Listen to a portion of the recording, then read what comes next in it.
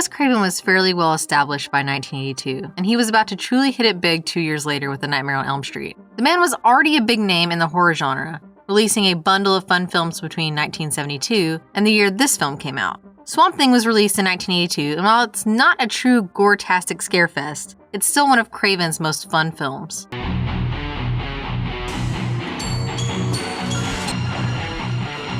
Nice hearing from you, Carlos. Swamp Thing, as most know by now, is a comic book adaptation that has since had a sequel and a very short-lived television series. The story here is simple. An agent gets sent to the swamp to investigate the goings-on with a scientist who seems to be making great progress.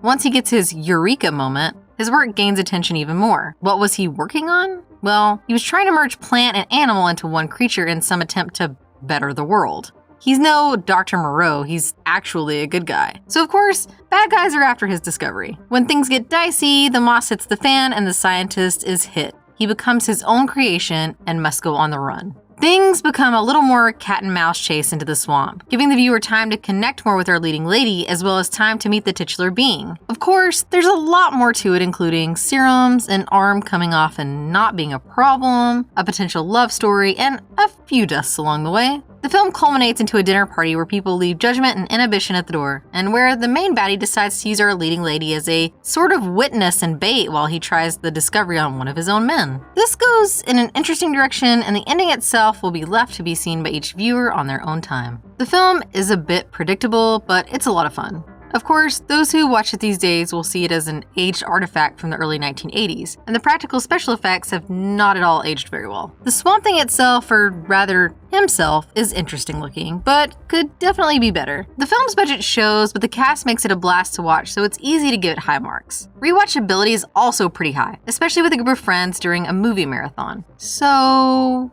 what makes this one so good? Well, it's a very complex mix of acting, directing, writing, and, well, a bunch of other scientific things.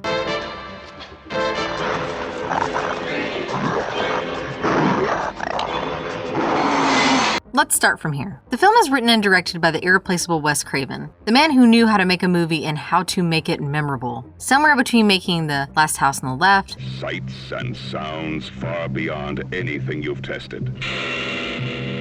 The Last House on the Left.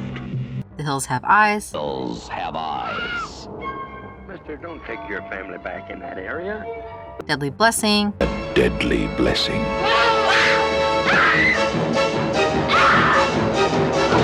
Then The Hills Have Eyes 2.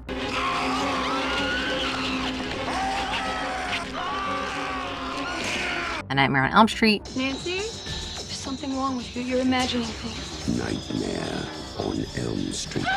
Do you believe in the boogeyman? And so many more. He squeezed a comic book adaptation in, and we got Swamp Thing. Since then, the man showed the world he could do anything spooky, creepy, and eerie, as well as the occasional family movie. Music of the heart, anyone? You are a little too harsh. Stop! That sounds terrible! But I'm sure you might be able to soften your comments. Yeah, me neither. As someone with a Freddy Krueger tattoo on her hip, the fangirling about Craven could take hours. So let's keep it minimal. This is God. Here, Craven takes a well-known character, uses some of his best qualities and adventures, tosses out some of the elements, and makes the film about his own thing.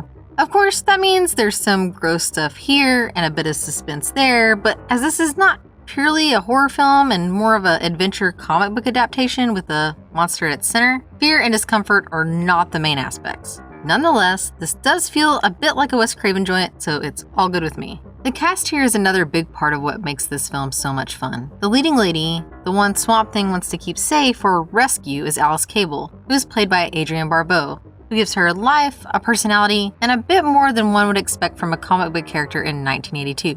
Like the swamps? Hate the swamps. Hate bugs. Hate things without legs. She's a whole package. She's witty, she's charming, and she can defend herself when she needs to. What do you say to that? Not much.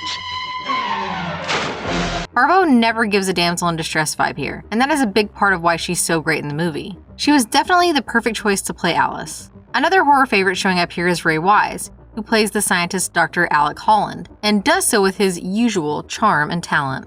It's fun to watch him looking younger and yet looking almost exactly the same as he does now. Playing the bad guy is a Wes Craven return offender or actor, David Hess, who does Batman with such an evil glee, it's hard to believe he was not that way in real life. As someone who has met him, he was rather sweet in person. Playing the creature, our Swamp Thing, is Dick Durock taking over for Ray Wise, as he is a bit more of an experienced monster actor. His work gives the Thing a vulnerability while also being clearly stronger than a regular human. His work is not necessarily the most subtle here, but it's also right for the part. The rest of the cast works well with them, of course, but these three really lead and steal the show here. Now, the effects, because, let's be honest, I'm a horror fan. You're probably a horror fan if you're here, so we're interested in the effects at least minimally. Here, the special effects hold up, let's say, both well and not well. Let me explain. The special effects here are mostly practical, so there isn't much that aged badly due to the new technology, like what happens with films that are basically 100% CGI for their effects. That being said, the Swamp Thing suit has some issues this many years down the line. The practical effects overall have aged decently well, but the suit is probably not the best design. The TV series from 2019 did the suit so much better, and even the 1989 sequel to this film did fairly well. This original adaptation is from 1982, and there are some issues with the suit, especially when he loses an arm. It does have an interesting look, but something is missing.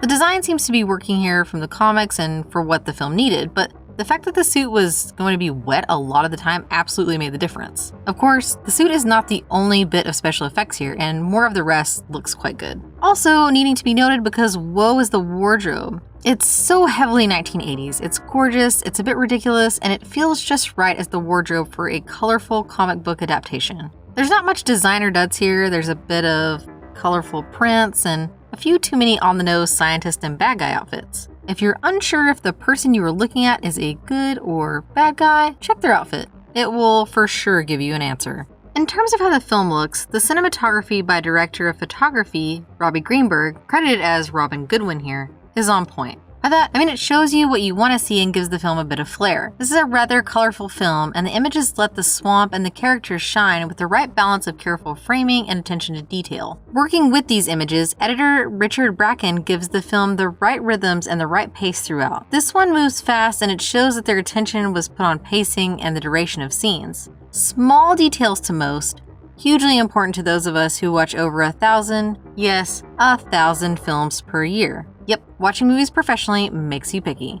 No shame in that. Now, another aspect of the film that horror fans will love is the score. Harry Manfredini, the man behind the score for Friday the 13th, did the score here, and it's great. It's the kind of score that indeed is very much of its era, the early 1980s, but it's also the right score for the film. His work here fits the material and elevates some of the scenes, working as a supporting actor would, helping everyone and everything hit their mark emotionally. The music is not over the top, it's not too little, it's just right.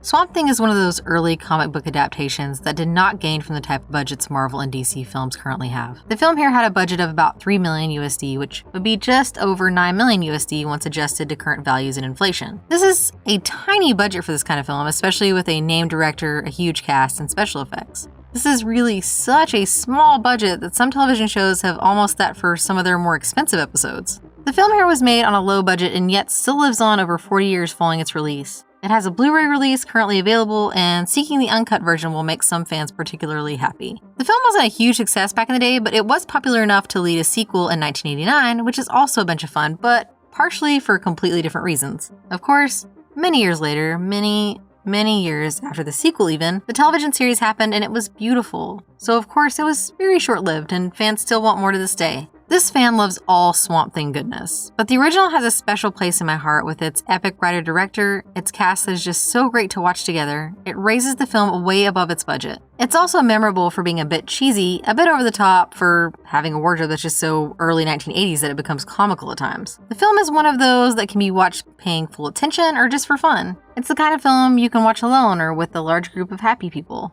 Swamp Thing is a film that makes the heart happy and resonates in a strong way with the weirdo in all of us. It's got a message about what's inside of us all and one about protecting the environment, but it's not something that feels so heavy-handed in the setting here, with all the action, the side boob shots, and the plant man thing at the center of it all. In terms of fun, Swamp Thing is filled with it, and that's a huge part of it being a favorite and being highly needed on Blue, which, let's be honest, I should go order right now. In reality, this is an 8 out of 10 because it's fun, it's cheesy, and well, it's a bit nuts too.